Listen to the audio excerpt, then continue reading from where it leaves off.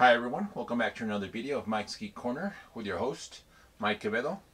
And this video will follow a trend from the previous video of the Aquaman animated series, as this time I will review another animated show from 1967, which is none other than Birdman and the Galaxy Trio, which was produced by Hanna-Barbera and ran from September 1967 to January of 1968 on NBC. The 30-minute running show consisted of two segments of Birdman and one segment of the Galaxy Trio, featured between the two Birdman installments. It was one of a number of adventure fantasy shows that Hanna-Barbera aired that same year and same month, along with the Herculoids, Moby Dick and Mighty Thor, Fantastic Four, Shazam, and Young Samson and Goliath, following the success of the previous year with Space Ghost and Dino Boy and Frankenstein Jr. and the Impossibles. The Birdman episodes focus on the winged and masked title character, whose real name is Ray Randall, a former archaeologist who is now a secret agent for a government agency headed by Falcon 7, and, apart from flight, he is empowered by the Egyptian sun god Ra with enhanced strength, the ability to shoot solar rays, and form solar shields, as he fights the criminal organization FEAR and a variety of other evildoers in Central City. He is aided by his pet eagle, Adventure, and also, eventually, by his young protege, Bird Boy. His powers weaken when being out of the sun too long. His most well-known attribute is the shouting of his name as he flies away. Birdman! More or less. The Galaxy Trio consisted of three powerful beings, each from a different planet. Vaporman of the planet Vaporus, who can transform his body into gaseous shape. Gravity Girl, a princess from the planet Gravitas, who can outdo the loss of gravity and be able to fly and lift objects, no matter their weight, with her mind. And Meteor Man, from the planet Meteorus, who can increase or decrease his height at any measure. The three of them, in the service of the Galactic Patrol, travel the space waves in their cruiser, Condor 1, in an attempt to preserve order against sinister forces such as the usurping robot Computron and the amphibian plotter Lotar. With the exception of the Fantastic Four, the rest of Hanna-Barbera's 60s heroic roster were all original creations for the animation company, but they were still evidently molded after comic book superheroes who were dominating the newsstands, as well as popular IPs from cinema and TV. And Birdman and the Galaxy Trio is to me the show that showcases his creative approach with the most fun aesthetic of the Silver Age, with a bit of 30s and 40s pulp movie serial type peril. Like other 60s cartoons I've covered on this channel, e.g. Filmation's Aquaman and Adventures of Batman, Birdman and the Galaxy Trio is simple, non-complex short storytelling with low-budget animation. But that's exactly the charm of it, because thanks to the show's direction with its use of wall-to-wall action, committed voice work, crafty editing, and dramatic staging, the show ultimately fulfills with enough verisimilitude and pleases your fondness of classic comic book adventure. When Star Trek and Batman took television screens by storm in 1966, and DC and Marvel were rebranding their image on the four-color printed page during the 60s with their new heroes evoking that era's space age and espionage fascination, the former Tom and Jerry producers, William Hanna and Joseph Barbera, after establishing their own animation company in the late 50s with a considerably more cost-friendly system for TV animation, with comedic endeavors like the Huckleberry Hound Show and the Flintstones and the actioneer Jonny Quest, set forth in delivering action superhero cartoons that echoed that sentimentality displayed in the aforementioned live-action shows and comic books. Hence, on September of 1966, alongside Filmation's New Adventures of Superman, Hanna-Barbera's Frankenstein Jr. and the Impossibles and Space Ghost and Dino Boy entered the homes of young TV viewers and dominated the Saturday morning airwaves at CBS, and further company would present itself on the waves the following year. Returning from Space Ghost and Dino Boy is accomplished comic artist Alex Toth, whose design for Birdman and the Galaxy Trio is just as sharp and imaginative as the former. His stint on the Golden Age Green Lantern issues and 1950s space opera comics from DC give this show a quintessential pulpy comic book aesthetic. Toth's designs had contours that suggested dimension, which benefited animation. It is clear that Toth and Hanna-Barbera had a strong pulse on what was working on comic books. Birdman, like Hawkman, flew with wings and had a connection with Egyptian culture. He has an avian companion, just like Dr. Midnight. His weakness, like Aquaman and Namor, came from remaining a significant time away from an element of nature. The sun provided Birdman his powers, same as it did Superman's. The design of his mask is similar to that of Hawkeye's and Batroc's. He's a secret agent for a government organization, just like Nick Fury. Like Batman, he has a young sidekick, who he took under his wing, no pun intended, as well as having a method of communication for him to be reached, and a hideout that is miles away from city limits. And speaking of cities, Birdman resides in Central City, which is also the name of the cities both the Spirit and the Flash live in. The Galaxy Trio is made up of a group that is made up of one who is the intellectual of the group, one with the mental powers, and one with the massive strength, similar to that of the Fantastic Four. Like the Green Lantern Corps, the Galaxy Trio maintains vigilance around the cosmos, And just as the Lanterns answer to the Guardians of the Universe, the trio answers to the Galactic Patrol Law Enforcement Agency. And, with Star Trek being in vogue, for a nice touch, Meteor Man has pointy ears like Mr. Spock. More similarities on the comics when we get to the episodes. Artists from Jonny Quest and Frankenstein Jr. like Janet Brown, Richard Kim, and Don Watson were brought in to provide some great inspired visuals. Also returning from Space Ghost and Dino Boy is composer Ted Nichols, who provides a moody musical arrangement that was shared with other action shows of Hanna-Barbera from this period. It's music that wonderfully serves the series' pulpy atmosphere. The opening theme for Birdman is very energetic. It's got this jazzy, James Bond, Green Hornet-like vibe. For the voice of Birdman, we have film and TV character actor Keith Andes, who worked on such films like 1952's Blackbeard the Pirate as the heroic Lieutenant Maynard, and he brings a deep and commanding voice that is both similar and yet distinct from Gary Owens' Space Ghost voice. After voicing Ranger Smith in the Yogi Bear Show and Dr. Benton Quest in Jonny Quest, voice actor Don Messick collaborates again with Hanna-Barbera as the firm voice of Birdman's eye patch-wearing international security contact, Falcon 7. He also voices General Stone, and on Galaxy Trio he does a sturdy heroic voice for Birdman. Another actor returning to Hanna-Barbera is Dick Beals, who had voiced boy scientist Buzz Conroy in Frankenstein Jr., and here he delivers an adequate, youthfully spirited take for Bird Boy. The ever-iconic Ted Cassidy, after voicing Frankenstein Jr., lends his very distinct, powerful, deep voice to the Herculean-sized Meteor Man, and TV actress Virginia Ayler provides a sense of diligence as the voice of Gravity Girl. My first exposure to Birdman might have been when I was 4. The cartoon reruns were showing some plays, and it seems to me someone told me it was Batman, maybe simply for the purpose of having me watch something, or maybe they did say Birdman and I heard Batman. Who knows? He did have a Batman-esque look, much like Space Ghost, and I do remember taking a liking to the cartoon because of that. But no details beyond that pop in my mind, and for a while I wasn't sure what the character's name was. There was a World Vision VHS tape from the 80s that featured episodes of Birdman and the Galaxy Trio, but for whatever reason it was not one that passed my mom's radar, or mine if it was present at the video store, and so the Birdman cartoons weren't something that became as prominent as, say, Space Ghost, with some of his original adventures they had recorded for me from a World Vision VHS tape. When I first became aware of Hawkman through the Superpowers action figures, I actually thought that was a winged character that I much later on learned was called Birdman. It probably wouldn't be until the mid-90s that I learned what the character's name was. The Galaxy Trio I didn't become aware of until probably the early 2000s, when they were being showed on Boomerang, and their adventures along with Birdman's I came to watch whenever I would catch them being showed, and then I watched all of them in their completion when they arrived on DVD in 2007. As someone who by this time had become very appreciative of the comic art from the yesteryears, these cartoons had a style that made me think of Dick Sprang, C.C. Beck, Jack Kirby, Wayne Boring, and Bill Everett. It was after reacquainting myself with the Birdman and Space Ghost cartoons on DVD that my appreciation for Alex Toth really began. And now, let's dig into the episodes.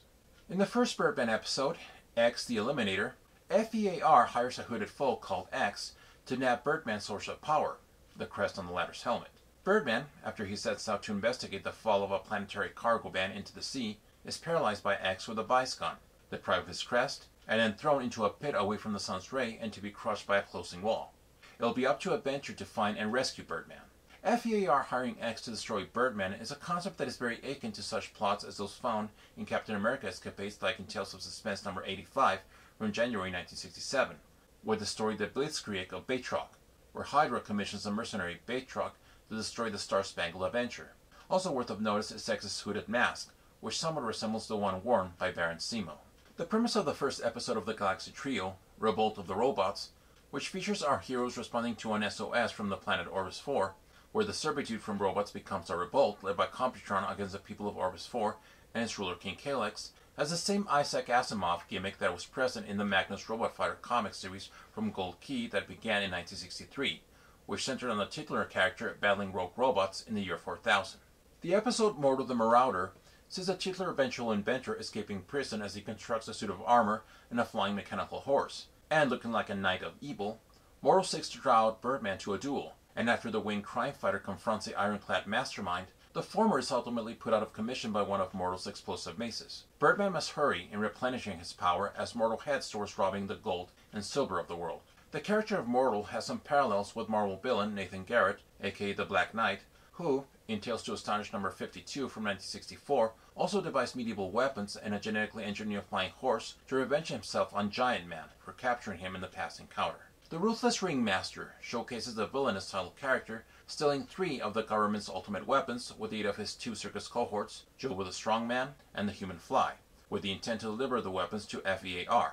Birdman must find and stop the devious performers before they deliver the armament to the fearsome criminal organization. The concept of a ringmaster leading a crew of outlaw circus performers is one that Marvel fans might be familiar with as the one that first made its debut in The Incredible Hulk #3 from 1962, where the master thief Ringmaster and his circus of crime engaged in robbing their patrons at circus events. We dive into underwater action in the Battle of the Aquatrons, where in the water planet Aqueous, the insidious usurper ruler Lotar is unleashing powerful heat rays at Earth in order to melt the ice caps so to cover the planet with enough water and turn it into a new colony for him to rule. It is up to the Galaxy Trio to help restore Neptar, the rightful ruler of Aqueous, back to the throne and expose Lotar to all Aquatrons for the tyrant he is. This is another episode that echoes a classic Marvel story, namely the 1964 side-by-side with Submariner from Fantastic Four, number 33, where the title foursome are sought by Lady Dorma of Atlantis to help her save her beloved Prince Namor from Warlord Atuma's siege of Atlantis. This episode also displays the same type of quality as any episode of Filmation's Aquaman, as far as underwater action goes, if maybe here done slightly more polishedly, as Hanna-Barbera did work with a little bit more budget than Filmation. It's a political caper in Birdman vs. the Mummer, as a deceitful master of disguise called the Mummer captures the king of Saradan and takes his place to declare war on another country. Suspecting foul play, Birdman investigates the matter, as Falcon 7 also becomes a pawn in the Mummer's ploy. The idea of a criminal master of disguise interloping in international affairs is one that made its prominence in Amazing Spider-Man #1 in 1962 with the story Spider-Man vs. the Chameleon, as the title villain, through a pair of disguises, infiltrates a defense installation in New York with the intent to steal U.S. missile defense plans and sell them to Iron Curtain countries. The 1942 Max Fleischer Superman animated short, The Electric Earthquake, seems to inform the entry The Quake Threat, where, just as the Man of Steel in the former had to contend with a driven man who, from his underwater hideout, is using a machine that causes earthquakes in order to force Manhattan to be returned to his people, Birdman also sets off to find the nefarious Kyrov, who is conducting earthquakes from his underground lair so to make the government meet his demands. Just as the Avengers dealt with the Lava Man from Subterranea, whose actions jeopardized the surface world in Avengers #5 from 1964, in Galaxy Trio vs. the Moltons of Midorus, we witness a race of creatures called Moltons, who live beneath Meteor Man's home planet of Midorus, causing molten lava and explosions to occur, and drive the other inhabitants off the planet. The Flash's quarrels with the Weather Wizard, particularly in their first encounter in Flash #110 from 1960, which features the aforementioned villain using his weather wand to commit robberies by controlling the weather, as well as using a fog to evade capture from the Flash, so does the title foe in the episode Birdman vs. Cumulus the Storm King, as Cumulus also controls the weather through a machine with the goal of rendering the nation subservient to his rule, and also manages to capture Birdman using a fog, leaving Adventure his only hope for escape. The episode, Serpents of the Deep, shows us Birdman and Adventure attempting to retrieve a gold-extracting bathysphere for the government, which is hidden inside the submarine headquarters of the thieving Dr. Shark, before the latter captures Birdman once his sun energy falters. Birdman must figure a way to recharge before Dr. Shark can put the gold-digging device to use. Another Shark humanoid villain, the Shark, had previously made his first appearance in Green Lantern #24 from 1963, where the villain also traps Green Lantern inside a yellow room, which renders his power ring useless. Not unlike such Marvel yarns like those of the Submariner, in particular one called Helpless at the Hands of Dragor, as it showcases Namor playing to a dictator's trap